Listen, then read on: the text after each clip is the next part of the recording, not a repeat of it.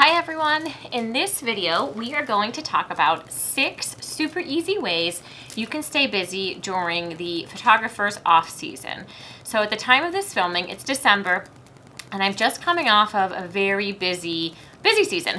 For most photographers, we're very busy from August through November with family shoots, newborn shoots. If you're a wedding photographer, that's a very big wedding season as well. And I know if you're anything like me, sometimes you look at your calendar and the contrast from the 3 to 4 nights a week from the busy season to the 3 to 4 sessions for the month can sometimes be a little scary. So here today we're going to talk about 6 very simple ways you can keep yourself busy and sane and productive during the off season. So my first idea for you to stay busy is actually to not stay busy, just to take a break.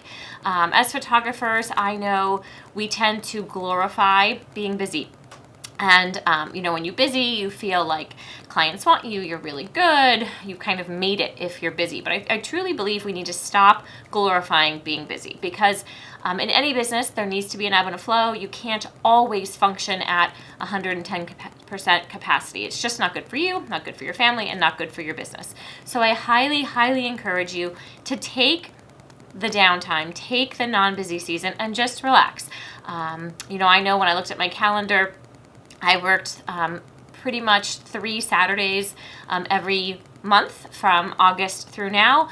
So I haven't had a lot of time to do relaxing activities with my kids, with my husband, or just, hang out by myself. So I really highly encourage you to just allow some white space in your calendar to truly enjoy your downtime. So number 2, reach out to your best clients. And when I say best clients, I don't necessarily mean the ones this year that have spent the most money with you. Those are definitely at the top of the list for people you want to be staying in contact with.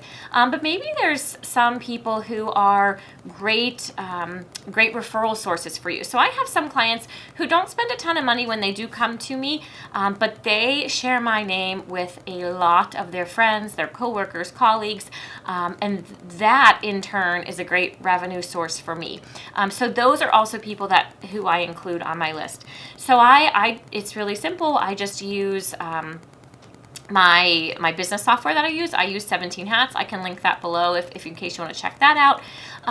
But whatever your business management software is, just do a quick report to find your top revenue producing clients. So once you have the list of the people who have referred you the most and who maybe come back to you multiple times a year or at least every year and have spent a lot of money with you, what are you going to say to them? So I tend to not make it an email of like, hey, come back. It's more of a, how it's January, how was your holiday season, thinking about you, depending on when you worked with them last. I don't gift my clients things at the holiday times. It's a really busy time of year. It tends to get lost in the hustle and bustle of everything else they're receiving. So when I gift my clients, it's always in my downtime. January through March, I tend to look for my top revenue generating clients, and that's when I gift them something, whether it's an extra image from their session and the email just says something to the fact of thinking of you, hope you had a great holiday season. I was going back through all of my images and I just loved this one from your session. So it doesn't have to cost you anything. It could just be a digital image that you want to share with them. I also take a lot of notes when I'm working with my clients, so I know which of my clients love Starbucks or which of my clients love maybe a certain color or something random like a show. So if I see something in the year that reminds me of those clients, I'm kind of grabbing it and holding it aside till this time of year when I've got time to deal with it. And then I just, send it off to them with a quick note, like saw this, thought of you, hope you're doing well. Doesn't have to be complicated, doesn't have to cost a lot of money, but anything to let your top clients know that you're thinking about them. And it can be as simple as a thank you. It's the end of the year. You could just send them a card. Handwritten is best because people don't get a lot of handwritten mail. We get a lot of bills and emails. Just say like, thank you so much for making this year a great year at, so-and-so photography. Really appreciate you. That's all. You're not asking them to come back, but you're just letting them know that you appreciate them. Number 3, a personal project. As photographers, all year long, we're shooting for other people. What do we think they want to see? What are they asking for? What do they love? At this time of year, it's great to kind of reconnect with your creative side. Figure out what it is that brought you to photography in the first place. Is it light? Is it shadows? Is it, finding the ordinary and making it interesting? Whatever it is, really reconnect with that. This is a great time to focus on your creativity and just letting your voice shine through your work.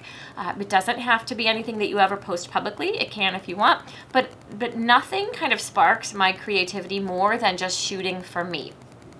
You could have this, you could start a multi-month personal project. It could just be random shooting. Anything to just get you out of the client service mindset and just really focus on your personal art. You can also do model calls. I kind of have this one tied together.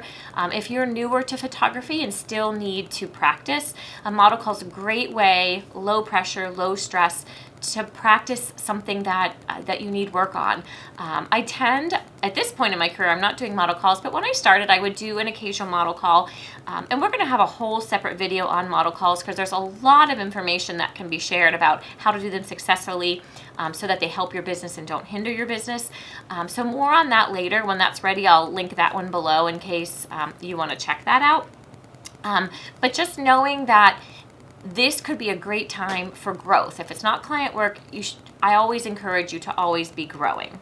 Number 4, learning a new skill. Kind of goes along with the model call, but this one isn't even shooting related necessarily. I use the off season a lot to learn something that I feel like I'm struggling with, whether that's in Photoshop or Lightroom or something technical with photography. There are a lot of opportunities for free learning, something on YouTube. You can find really affordable classes on things like Creative Live, Click and Moms, just to name a few. I'll link those below as well. But I love to use my off season for learning, and that way when work starts to pick up, I have something new I can offer to really keep my work fresh. Number 5, this one's a little boring, but setting new goals, both financially and personally, for your business for the new year. I know when I personally am busy and just going, I tend to forget the big picture. And this is a really great time of year for both personal and professional reflection. Take a deep dive into your business. Look at all your expenses. Look at where all your money is going. Look at where all your time's going. Really figure out what's working for your business and what's not working for your business. Again, this is something that could be a whole separate video about, and I probably will do one of those later. But this is a great time to not just let last year roll into next year. I know a lot of times when I'm working with photographers, they tell me, oh, I'm so overwhelmed with all the family work. I don't even like family work. And then I ask them, okay, like what's your goal to kind of transition? And they don't have a plan. So this is a great time of year to make that plan. Look at what's working well, what's not working, what do you want to do more of, what do you want to do less of, how did it go financially, what's draining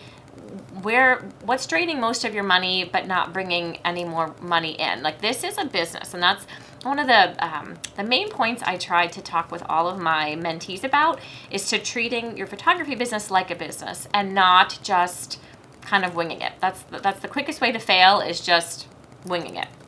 So use this time of year to really do a deep dive on your whole inner workings of your business. And lastly, to update your website. I know, or hopefully build a website if you don't have one yet.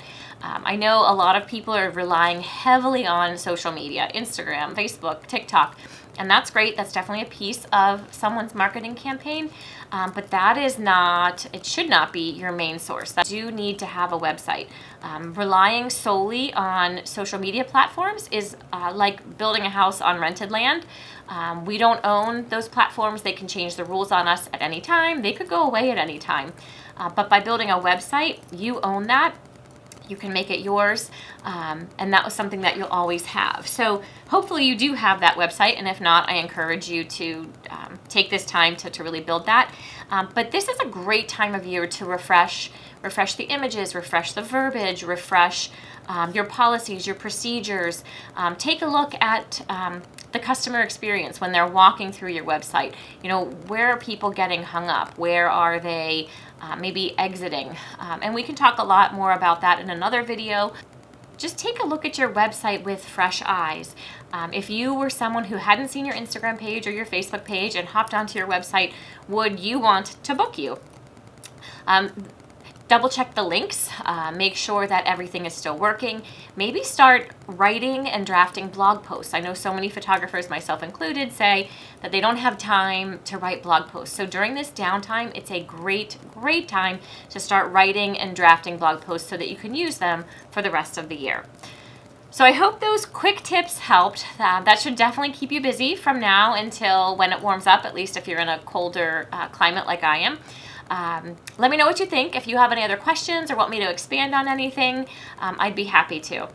And if you like this video, make sure you subscribe. I will be posting new videos every Friday at 12 o'clock Eastern.